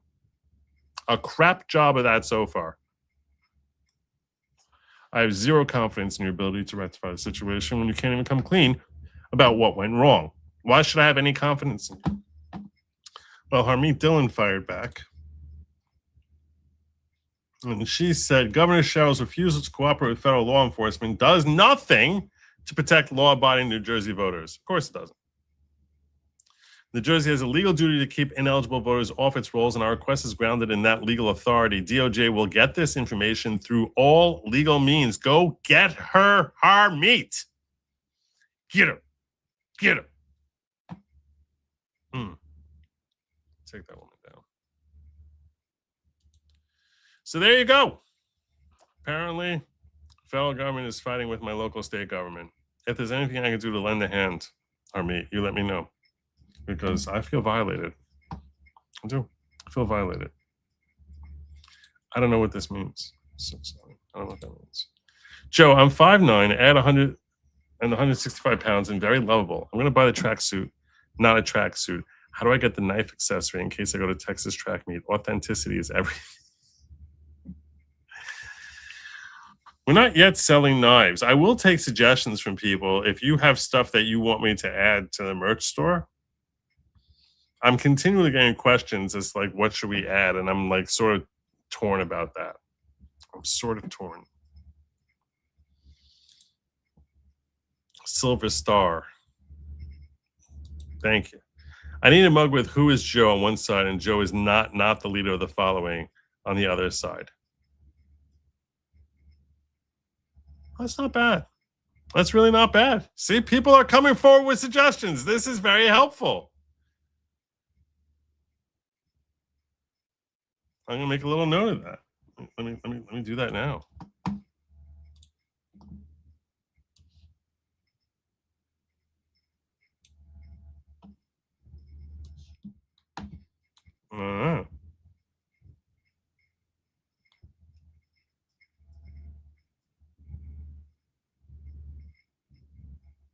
Not at all the leader of the following. That's a very important ad there. But yeah, I think your idea here has a great deal of merit. Phenomenal merit. Where are we at here? Let me take a peek. 9 out of 15. I'm thinking of landing my plane. I know we're only an hour and 40 in, but I'm really thinking of landing my plane. Just because I covered everything that I promised I was going to cover. But I do have one quick story that I want to cover. One last thing that I want to cover for you before I get on out of here. Because we had more good news, and I promised you more good news before I get out of here. So even though Mikie Sherrill is being a machshefa and thwarting the will of what New Jerseyans actually want her to do by refusing to turn over that information to our federal government, ignoring the supremacy clause,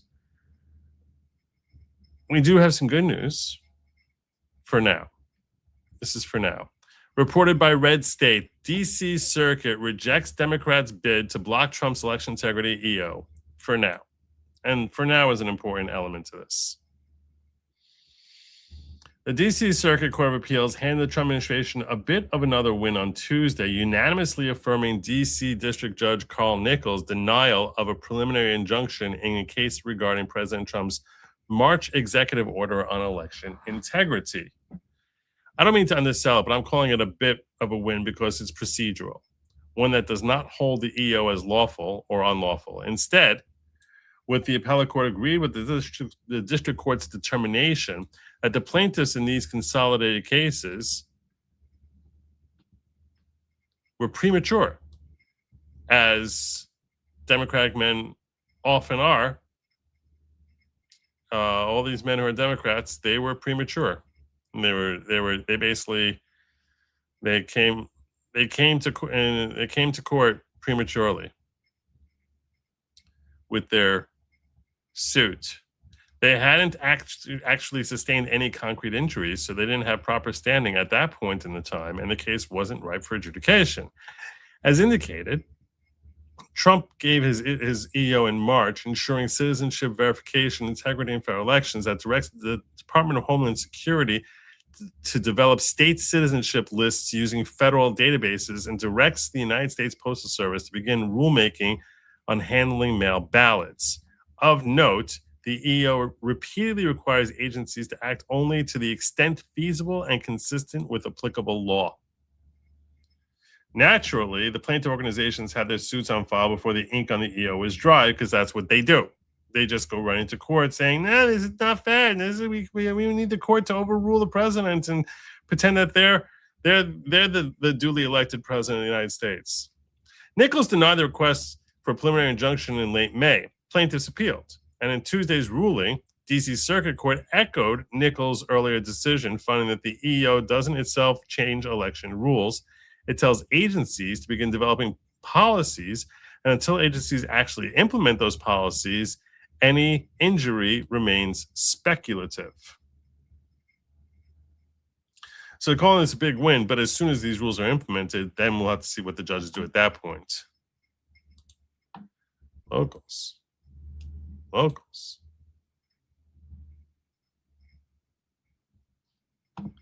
I'll come there in a moment. But this is important to bear in mind. The court noted that if the defendant agencies take steps to implement the executive order in a manner that violates federal law or the Constitution, plaintiffs can promptly seek relief, which the district court and this court can decide in as expeditious a manner as circumstances require. In other words, even though the court finds this particular challenge is premature, as Democrats invariably are premature, that doesn't preclude it from being brought at a later date if either agency implements the EO in an unlawful manner, which, let's be honest, plaintiffs will assert down the road regardless. No matter how lawful it is, they'll pretend it's unlawful.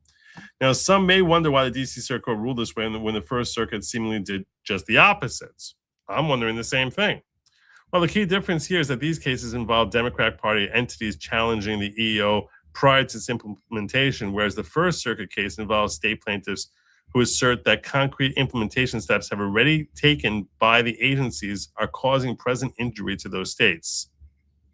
So the issues are related, but the plaintiffs and their claims are distinct. It seems like they're really looking for multiple bites at the same apple, if you ask me. It's important to note that while this is a win for the administration, it's not a blank check. Today's ruling just affirms that federal courts generally don't stop agencies from developing and implementing policies before those policies have actually taken effect.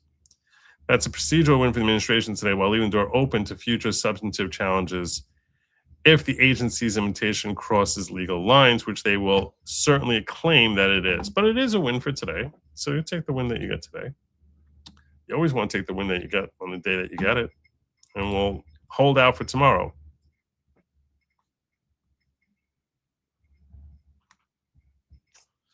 J.H. Schwalbeck saying the Tyler Robinson story ended when he admitted that it was his grandfather's gun, and his granddad be mad that he lost it to the police.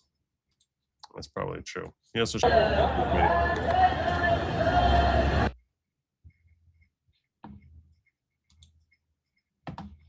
Saying, Joe, WTF, what's up with your people? It's safe. Jews for Zoran Mamdani. Oh, here we go. Here we go.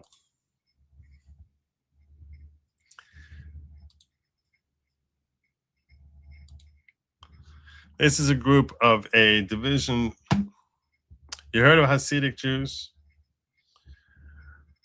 Well, Hasidic Jews are different from Misnagid Jews. I'm a Misnagid Jew. I've analogized it to like basically your Catholics and your Protestants, so to speak. I guess they're more akin to Catholics. My mother's analogy when she's teaching it has always been, when she teaches it as like ice cream versus sherbet. So where each of them have multiple flavors. So these are Hasidic Jews. One of the flavors of one of the larger flavors I've told you about, Lubavitch, is called Satmar. And even Satmar has subdivisions. One of the subdivisions of Satmar is Neturei Karta. They are the ones who are most outspoken against the state of Israel. They hate the state of Israel. I think the state of Israel is pure evil. So I think they get kind of dangerously foolish in their approach, is my personal opinion. But they very much hate the state of Israel. There's a lot of reasons for Orthodox Jews to dislike the government of Israel. Specifically, that the government was founded by a bunch of people who hated Torah. If you're an Orthodox Jew, Torah has primacy over Israel or anything else. So the founding of the state of Israel was an anathema. And it was by Jews who had no regard for Torah whatsoever. Now, at present, there are countless religious Jews who are living in Israel whose lives would be imperiled if these clowns over here had their way as far as taking the state away from Jewish control.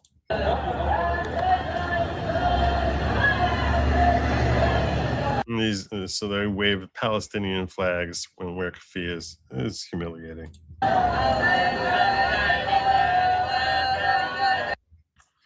Friend of the Jews. Yeah, it's all friend of the Jews.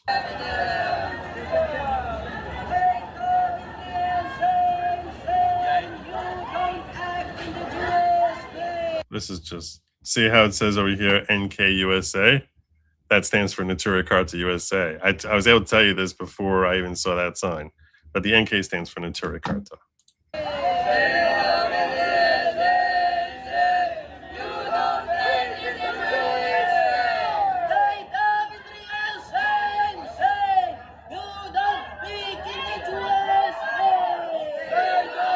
Mayor Mamdani, friend of Jews.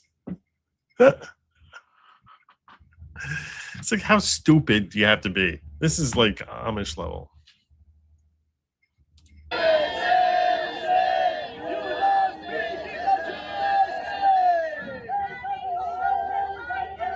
Humiliating.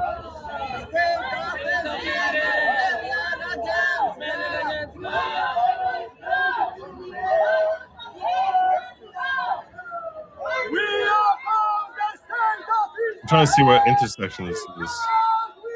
It's West 84th and Amsterdam. So this is Upper West Side of Manhattan. They must have dragged the Longagachkas out there and decided to stand out there in the heat and protest. I have no idea why. Oh, it's a counter protest against the pro-Israel people. So how disturbingly deranged do you have to be to actually go out there and say, no, we're going to try and counter protest against that? Like,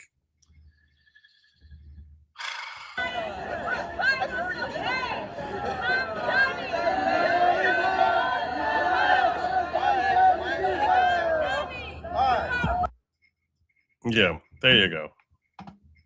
There you go.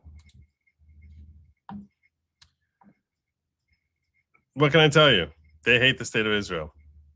It's a particular sect of, they're the only ones who would be so radically, staunchly against the state of Israel that they would actually show up there with these stupid moronic signs like Mamdani loves Jews. Idiots. They're so dumb. It's very aggravating. It's very aggravating. But I gotta tell you something, it's no less aggravating than the George Soroses of the world. you have the same thing, by the way. You know, you have the same thing. Like, you know, when you see Bill Gates and you're just like, he's a humiliation for us.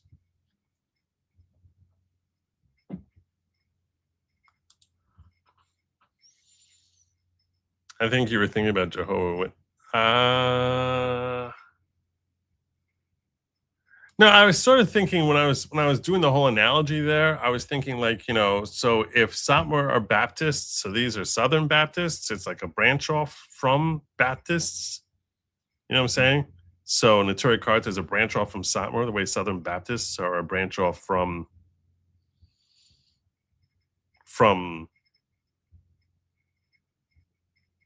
I guess regular Baptists. Is there such a thing as regular Baptists? I'm displaying my ignorance here. I assume that there's such a thing as regular Baptists. So I think that, assuming there is such a thing, Neturei Karta is a split off from Satmar. The only difference being that there's probably 1,000 Southern Baptists for every member of Neturei Karta. They probably outnumber them, but like it's at least 100 to 1. And it's probably 1,000 to 1. It's probably closer to 1,000 to 1 or 10,000 to 1. Because I think there's a lot of Southern Baptists. And there ain't that many in Neturei Karta. But the ones who are out there, they get out there. They get out there. They're running out there with their stupid little bloody Israeli flags and basically leaning into every anti-Semitic trope. How do you come out there and say anti-Zionism is not anti-Semitism when you're basically making images of Israelis that fit the stereotypes that were created by Hitler, Yamach Shemo? Like, so stupid. It's being an idiot. I can't with these people.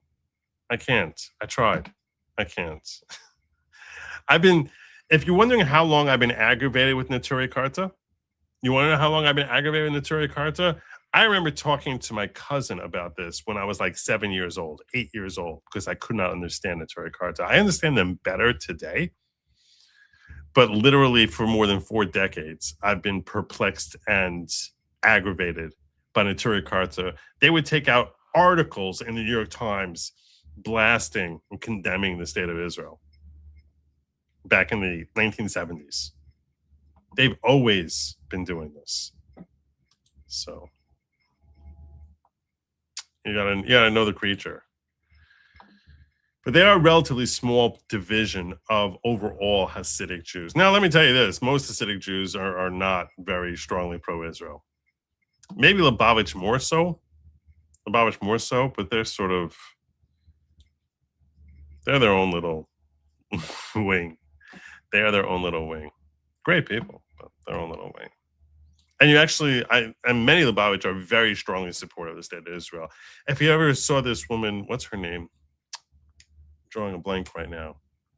I've been on some of her spaces.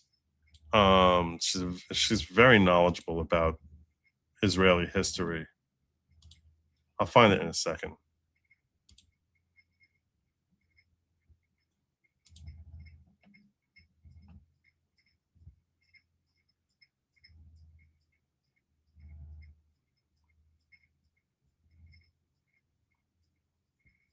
Stealth Medical.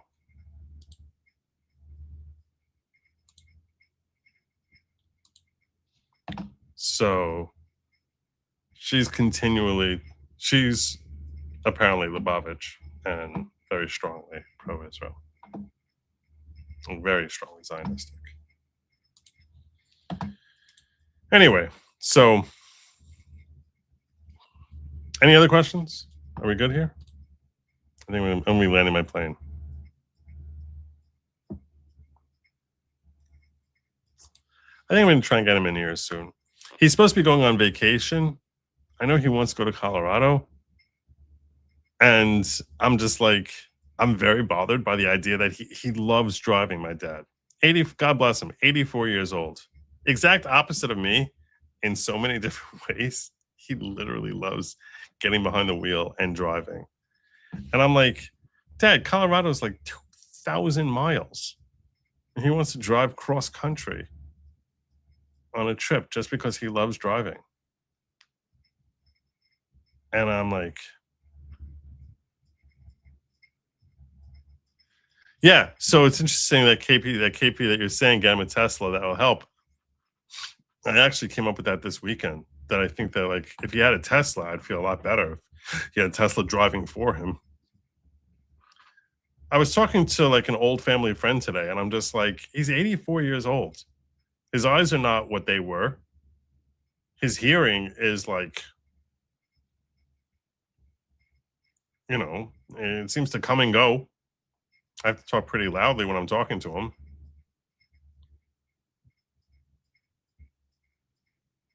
So, I don't know. I was like, maybe if he gets a Tesla for like a month or something like that and uses that to go cross country, at least his children won't have to worry about him so much.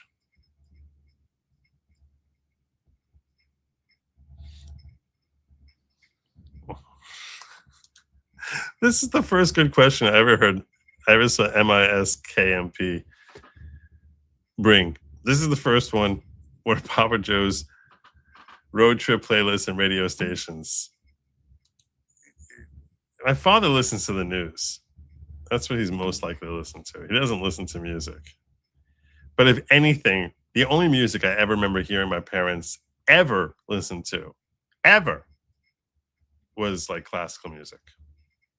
They never had nothing with pop music. Nothing.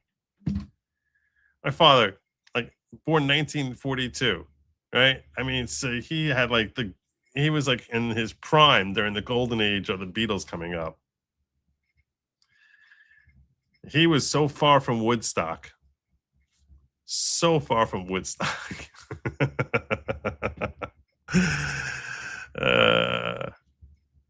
Yeah, he was not. Yeah, so I remember them dragging us as kids to concerts every once in a while, where it's like, no, listen to the strings and the brass. Here comes the brass.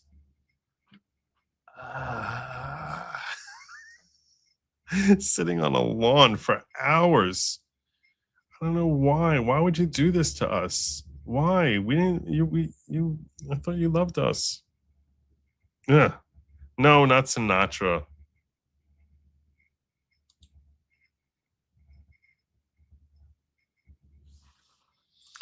Yeah, he listened to 770 a lot. He never even liked sports.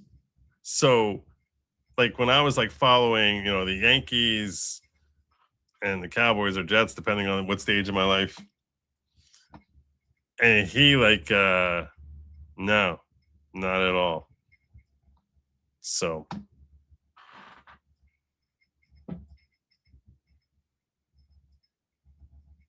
yeah, it's when you're a kid. When you're a kid, trust me, the last thing you want to be doing is going to Central Park and sitting on a lawn listening to classical music. I don't even know if it was Central Park. I was too young to actually know where the hell we were.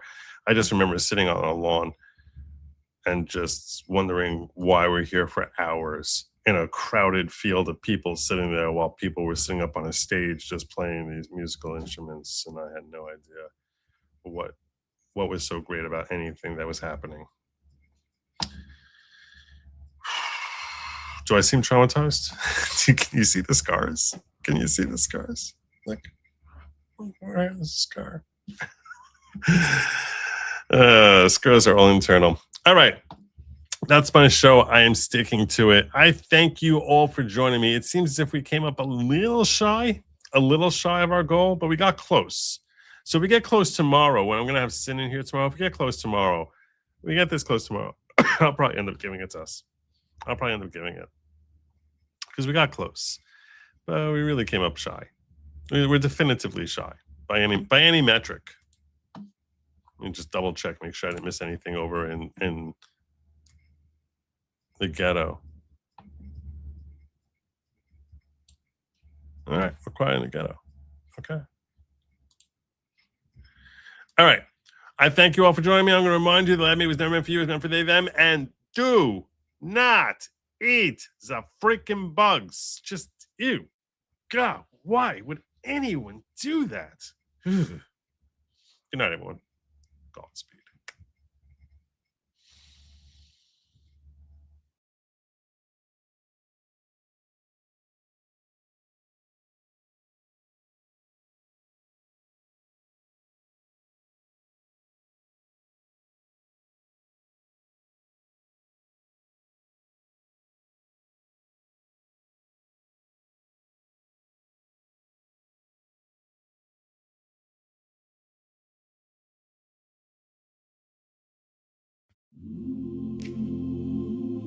The plane is landing.